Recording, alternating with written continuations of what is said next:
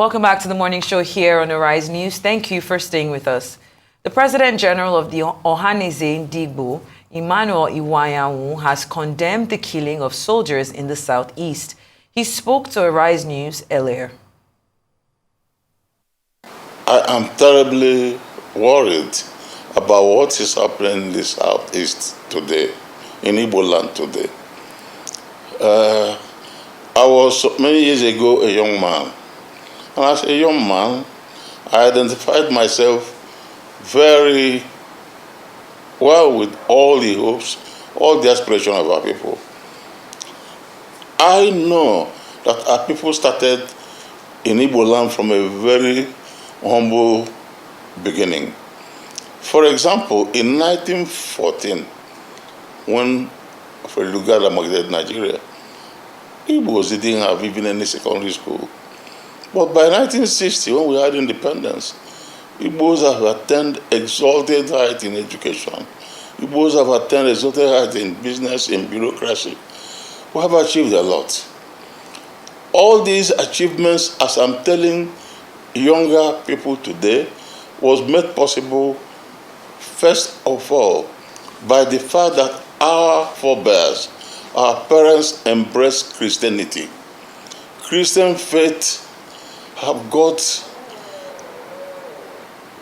the whole sacred human life as sacred. That man, Christian faith forbids a man taking another person's life. Christian faith, they also embraced education. They worked very hard.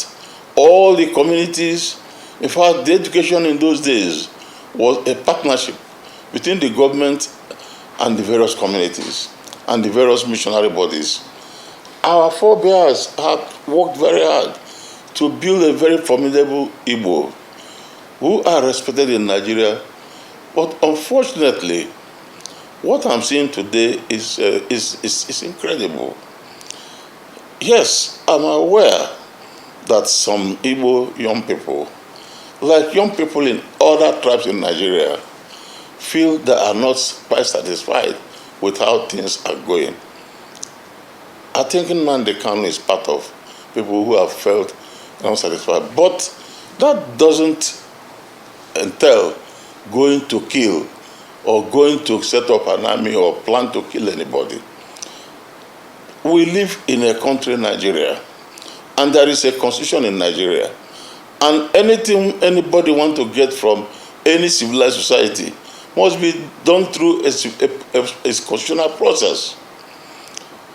Now, mark you, this is not the first time people... We're now being joined by Dr. Chima Nnaji, a lawyer and former governorship candidate in Enugu State. Good morning and welcome to the show. Well, we were just listening to Chief Iwayawu over there, and A very good morning. Good morning, sir. Good morning. Good morning. Yes. So I'd like to know, Dr. Nnaji, what your initial reaction was to the news of the killing of the 5 Nigerian soldiers and 6 civilians in Abia State by suspected members of IPOB. How do you contextualize this incident within the broader spectrum of IPOB's agitation and historical grievances in the southeast region? Well, thank you very much, and good morning, viewers. It's not going to be my focus to just circumscribe the killing of soldiers only in the southeast.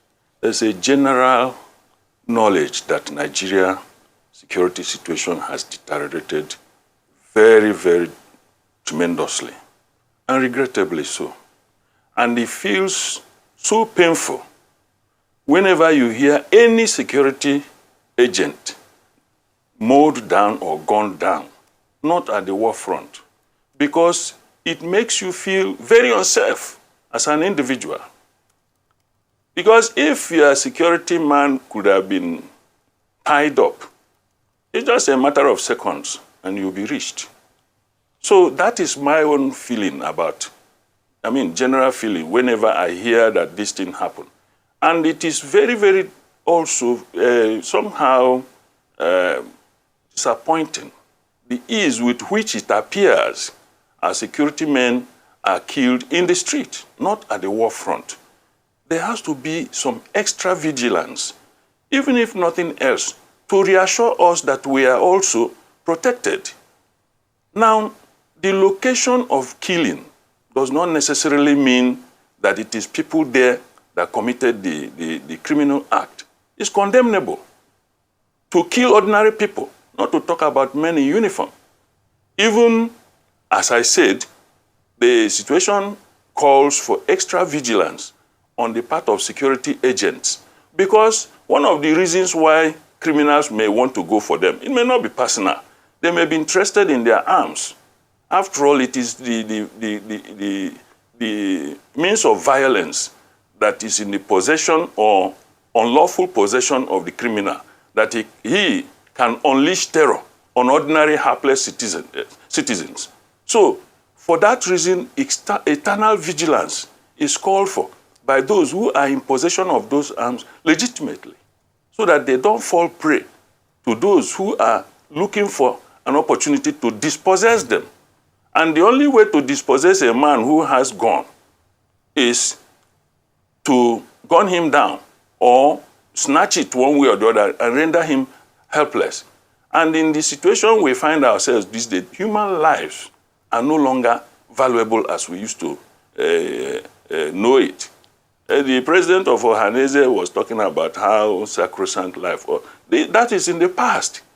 Today, in those days, you will never fear about harm from somebody you didn't know or have any interaction with. Today, just because you are walking in the street, you could just be a victim. Or just because you come from a certain ethnic stock or faith, a religious faith, or you look like somebody, you could just become a victim. So things have changed tremendously.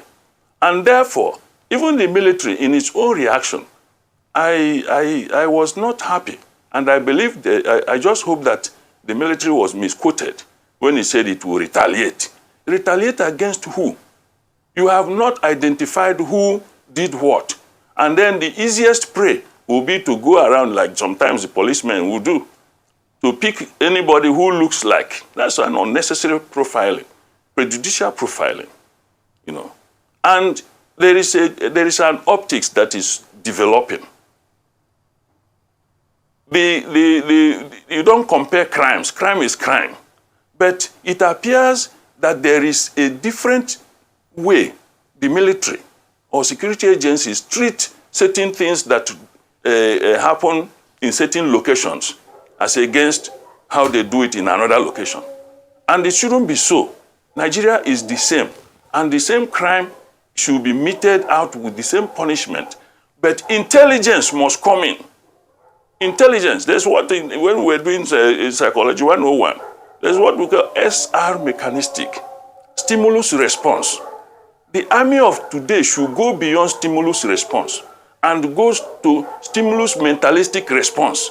You must mediate the stimuli before you respond. You must find out who did what. Our criminal law and jurisprudence does not support Josephat killing Mr. Okonkwo, and then the police goes and arrests Samuel just because Samuel was staying there. You should look for the man who killed the person. You don't do displacement of aggression, and that is what retaliation connotes. And we have seen it in different locations, OD and what have you. So a situation where the military will come and pack every... I was just reading through some piece of information that in December, some people were arrested, more than 40-something, from the southeast again, young men, who some of them never traveled even outside Onitsha. They were packed into Abuja only just some few days ago to be released by the Federal High Court on bail. Some of them didn't know why they were there. And some people will be looking for their children. So that is not the attitude. In classical philosophy, where some of these statecraft issues were enunciated, Plato talked about the spirited element. The spirited element is the armed forces. And the armed forces are like bulldogs. They don't attack their owners. They attack the enemies of their owners. But we are beginning to see aggression turned inwards. And the system that does that is increasing and escalating violence. Because some people who may not be able to retaliate will bear animosity. So if you want intelligence, they will not give you. A military, like some of the cases we have read, trying to call the civil population, that was very good enough, giving them health services and so on. But that should not be a TV show. It should be ingrained in the character of the military, that you go after the criminals. Because indeed, what prevented the military from taking specific and audacious positions on that May 30, when it was announced to the whole world and to the discomfiture of even the Southeast people, including those whose children were to take exams on that day, that the people should not come out. That was an audacity that should not have been allowed to manifest. And now, you bring double jeopardy to the same people, like the proverbial palm kernel that says, as it was still suffering, that it was cracked with a stone. The person who cracked it put it in the mouth and cracked the nut with the teeth. That's double jeopardy. And in our laws, double jeopardy is not allowed. In criminal jurisprudence, under criminal laws, they're not.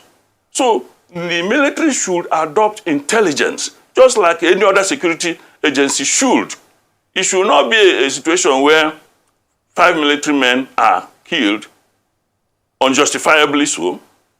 Then you go and pack 120 people, maybe 70 people will die in the process. But the criminal law in Nigeria, the principle is that rather than harm one innocent person for a crime that have been committed, let 100 criminals go free. But I know that the military has the intelligence, they have the capacity to identify people who may have done these things. And who says that crime is committed by those who live within the location of that crime?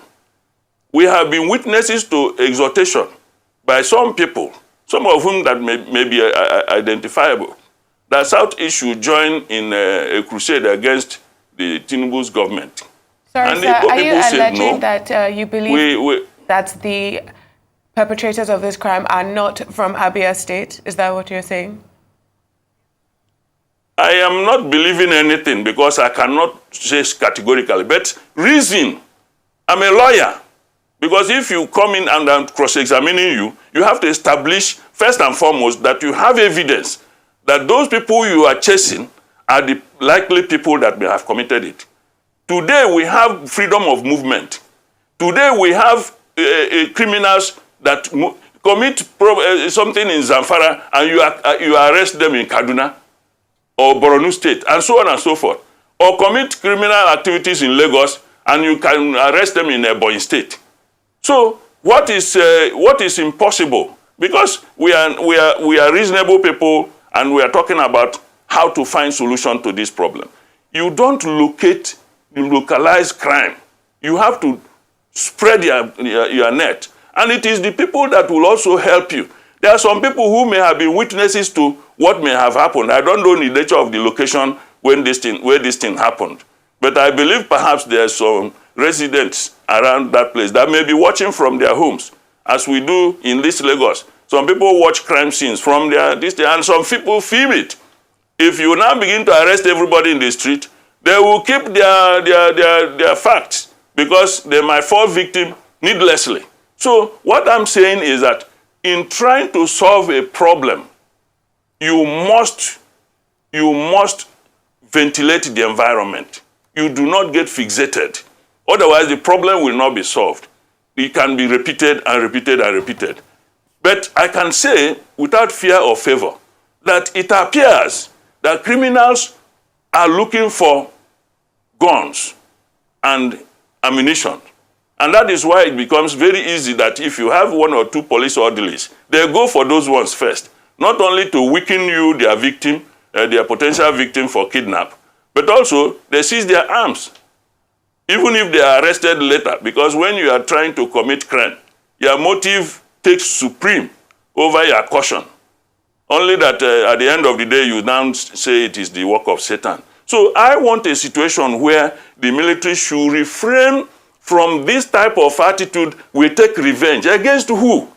If you have identified and arrested those people through military intelligence or any kind of intelligence for that matter, and you are sure they are the people, the law is very clear. Anybody who kills must be killed, except there is a justifiable reason under the law. And even from the level of conscience, every human life is sacrosanct. So it is not a situation where because military has the capacity to unleash violence anywhere, anytime, and anyhow. And we are in a civil governance. We should be looking at things from the legal perspective to be sure that we do not offend the sensibilities of the ordinary and helpless citizens. Let me just put this. There is a proverb that says, you as a native doctor, you normally have plenty of dried meat in your bag. Let the rat not go there every time to chop the meat. But the native doctor should also refrain from making every rat to lose their teeth just because he lost some pieces of meat. I don't know whether you get my drift. Well, we do, Dr. Nnaji, but this proverb is a bit heavy. And I know that it is in the spirit of the Igbo land, you know, to infuse proverbs. Yes, what it's just a encapsulation and encapsulation of my principle of justice. Okay. That you go after those who committed the offense and don't because an ethnic member or member of a family did something, if it is proven that it's even from that family, then you go after the entire family. That's not you can't, like a police sometimes will go and they don't find the husband who committed the offense. They will arrest the wife. The law is vehemently against such behavior. The criminal jurisprudence is against it. And our criminal law is against it. And the ACJA is also against it. Even though it is still practiced one way or the other. But when you get to the court, it is shut down. So the point I'm making is that the military's effort to win the heart and soul and mind of Nigerian citizens, no matter where they are located, is to be painstaking in their investigation. The Okwama something is still very fresh. Some people have been giving account of their experiences at home. As unfortunate as it was that people died, they are all Nigerians, so there's no doubt about that. Even the fact that they were military and they are military and all that does not detract from the fact that they are Nigerians, children of somebody, father, relations and so on, with flesh and blood. So, but my contention here is that the military as well as our security agents should try to make it possible that they don't become easy prey, because those who are after them are looking. There are many people who will be interested in collecting their gun. And the young men who are marauding everywhere, taking drugs and so on, the effort of the state will amount to nothing in curbing drugs when it is possible for them to take that drug and have access to something they can steal to cause more mayhem. All right, Dr. Nnaji. I mean, that's the explanation is expansive enough, but I would like you to dimension this, rather specifically along the thoughts expressed by the President General of the Ohanaeze Ndigbo, Chief Iwuanyanwu, who basically expressed exasperation at what is happening in Igbo land. And I'm asking you, what is your understanding of what is happening in Igbo land beyond a few aggrieved young men who are causing mayhem? Do you have a full understanding of what they are revolting against? Okay, yes, there was a Biafra Day celebration, but why ask people to stay at home? Why sit at home? Why deny people, young lads, from going for their exams? Another one is slated for, I believe, September 29th.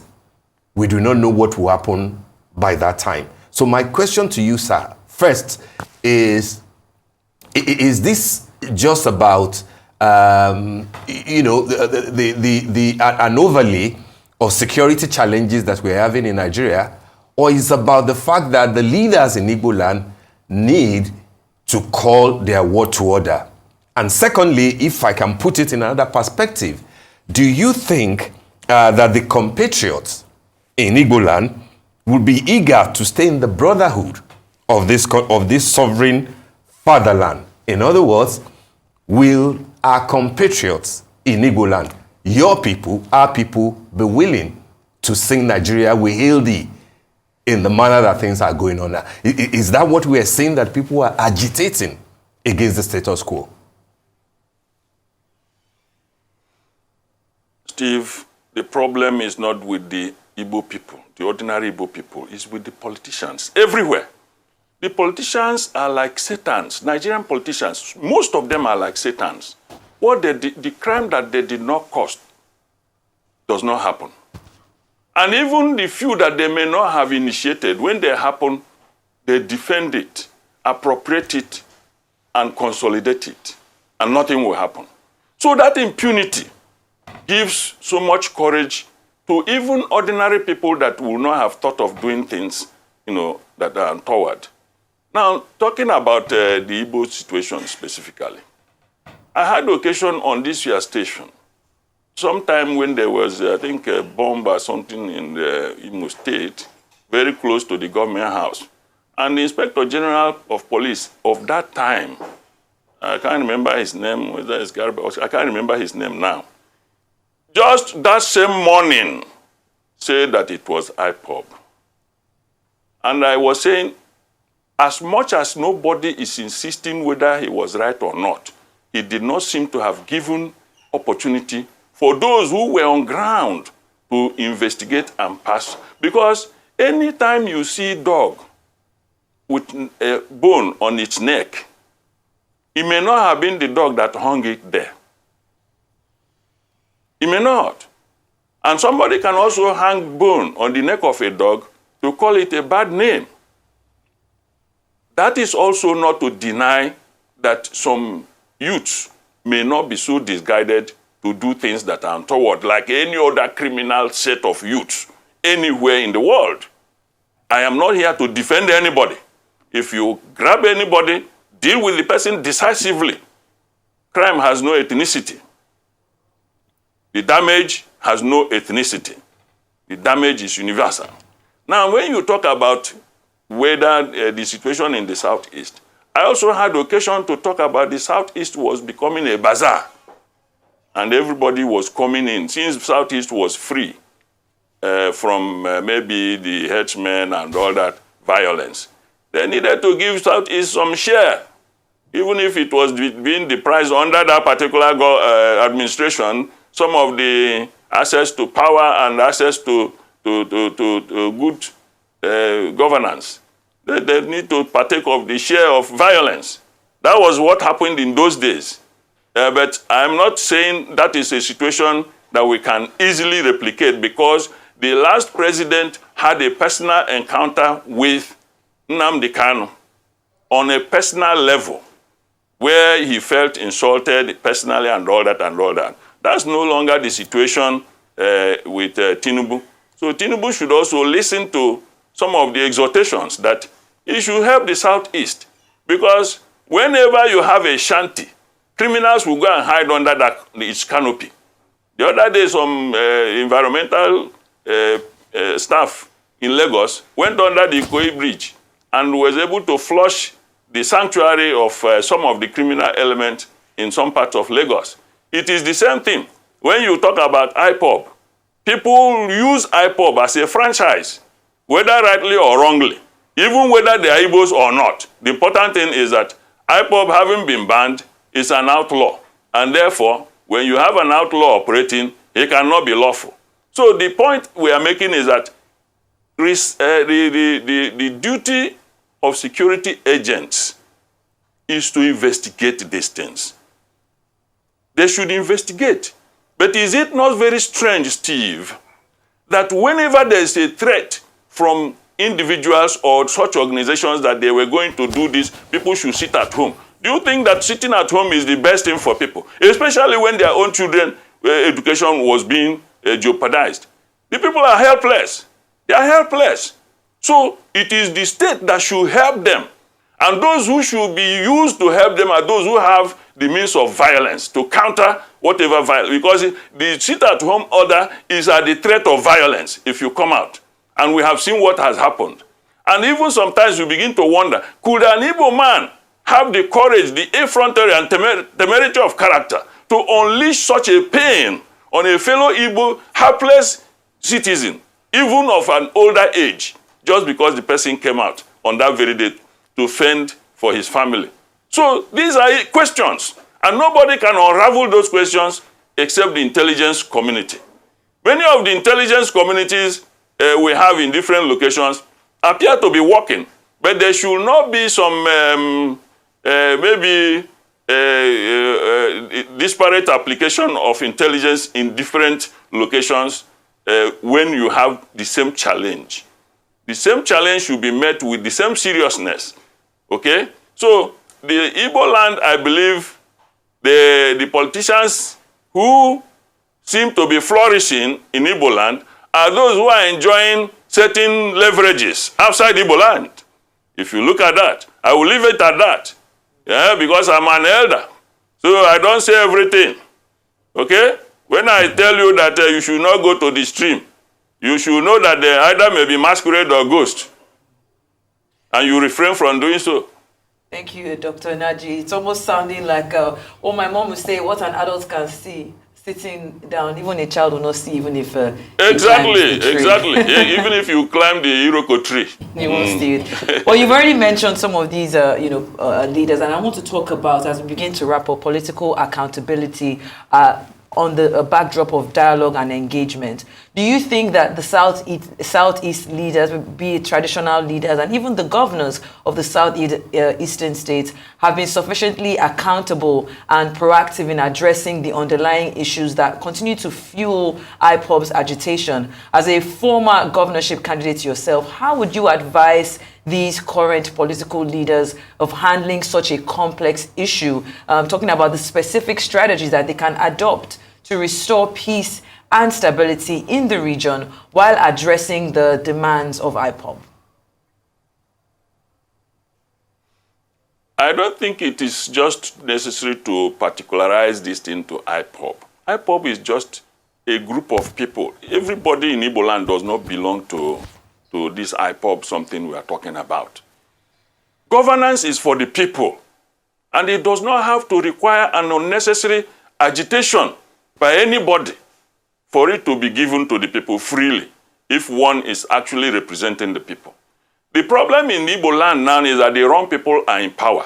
Not in every state, though, not in every facet, though, but predominantly, the wrong people are in power.